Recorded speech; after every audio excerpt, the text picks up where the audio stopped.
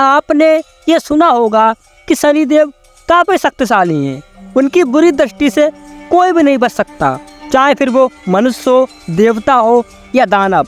जब शनिदेव उन पर अपनी बुरी दृष्टि डालते हैं तब उनका सब काम बिगड़ता है और उन्हें काफ़ी नुकसान होता है। लेकिन एक ऐसे देवता हैं कि जिन पर शनिदेव ने अपनी बुरी दृष्टि डालने की कोशिश की थी तो उन्होंने शनिदेव का वध कर दिया था। शनिदेव अपने प्राण खोने वाले थे, फिर उन्होंने जब उनके चरणों में गिर के माफ़ी मांगी तब उन्होंने शनिदेव को छोड़ा, वरना उस दिन वो भगवान शनिदेव का वध कर देते।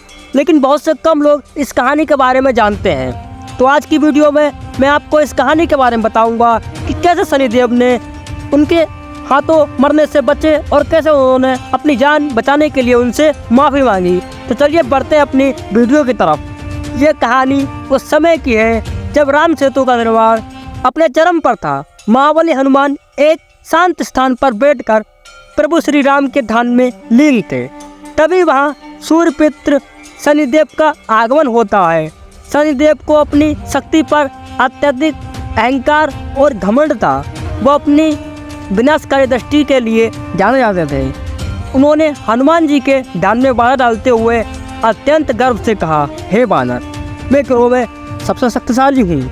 मैं तुम्हारी रात्रि में प्रवेश करने आया हूँ और आज तक देवता, असुर और मनुष्य कोई भी मेरी साढ़े साथी के प्रभाव से नहीं बच पाया है। अब तुम्हारी बारी है। मैं तुम्हारे सिर पर सवार होकर तुम्हारी शांति और बुद्धि को भंग कर दूंगा। हनुमान जी ने विनम्रता से शनिदेव को प्रणाम किया और हाथ जोड़कर प्रार्थना की।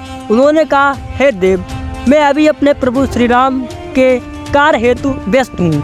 मैं एक अच्छा वानर हूँ और एक तुच्छ वानर हूँ। मुझ पर अपनी दृष्टि डालकर आप अपना समय व्यर्थ ना करें। कृपया मुझे भक्ति में रहने दें।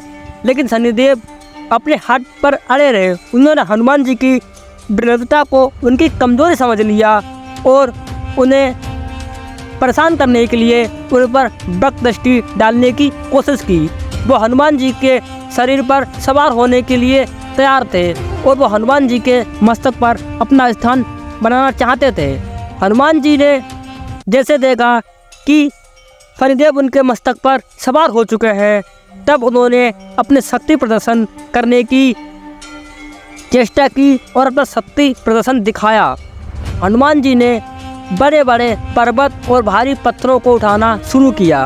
उन्होंने एक के बाद एक भारी भरकम शिलाएं अपने सिर पर रखना शुरू कर दी ताकि समुद्र तक ले जा सकें और समुद्र का कार्य हो सके। शनिदेव जो हनुमान जी के सिर पर सवार थे उन पत्थरों के भारी बोझ के नीचे दबने लगे। हनुमान जी यही नहीं रुके, वे जानबूझकर तेजी से दौड़ने लगे और पत्थरों के बीच अपने सिर को जोर जोर से रगड़ने लगे। शनिदेव की स्थिति दयनीय हो गई। वे उन विशाल शिलाओं के बीच में बुरी तरह पिसने लगे और उनका पूरा शरीर लहूलुहान हो गया।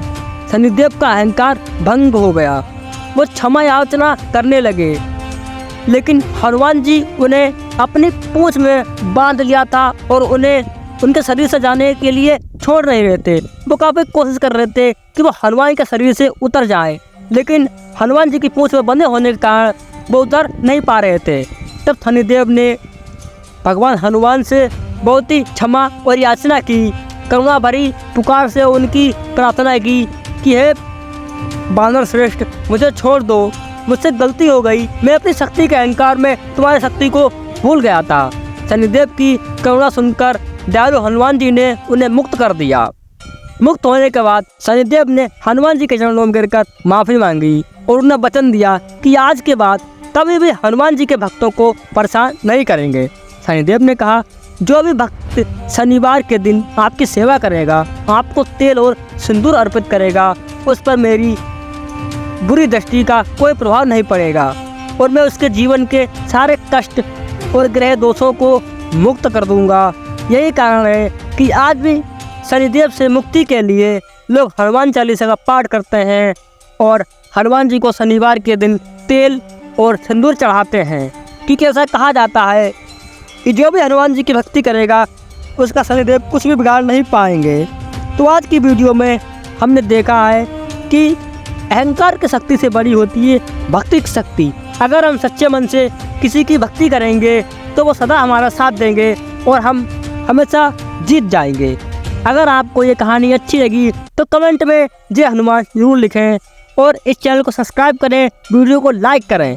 हमारा मोटिव आप तक ऐसी जानकारी पहुंचाना है जो कि आपने नहीं सुनी है। तो वीडियो अच्छी लगी तो वीडियो को आगे बढ़ाएं। चलिए हम मिलते हैं आपसे अगली वीडियो में, तब तक के लिए अपना ख्याल रखना।